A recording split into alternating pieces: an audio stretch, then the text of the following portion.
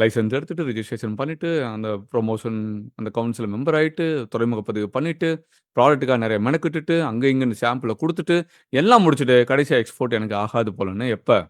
ஒரு ரூ. 2,00,000 ரூ. 3,00,000 ரூ. 5,00,000 இல்ல அப்டின்னா ட்ரெய்னர்ட்ட யார்ட்ட காசு இழந்துட்டு தான் ரியலைஸ் பண்றாங்க. அவ்வளோலாம் கஷ்டப்பட வேண்டாம். உள்ள வந்தீங்கன்னா, நாளைக்கு தெரிஞ்சிரும். இந்த தொழில் உங்களுக்கான தொழிலா இருக்குமா? இருக்காதா? இத நீங்க பண்ணீங்கன்னா, எவனாலும் ரிசல்ட் வரும்.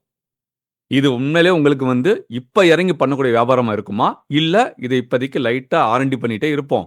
இதுக்குன்னு ஒரு சூழல் வரும். அப்ப இறங்கலாமா? இந்த மாரி தெளிவு கிடைக்கும். சும்மா குருட்டாம்போக்குல ஒரு நாள் அட்டெண்ட் பண்ணிட்டோம். உடனே நாளைக்கு லைசென்ஸ் எடுத்து நாளை கழிச்சு ஆர்டருக்கு என்குயரி அதுக்கு அடுத்த நாளே ஆர்டர் கன்ஃபார்ம் பண்ணிட்டு அதுக்கப்புறமேட்டு லாபத்த பார்க்க போறோம்னு, அந்த மாரியான கட்டுக்கதையோ, ராங் மோட்டிவேஷனோ, எமோஷனோ, டெம்ப்ட்டோ, ஒரு தப்பான வாக்குறுதிகளோ கிடையாது. இது முழுக்க முழுக்க நீங்க தகுதியா இல்லையா?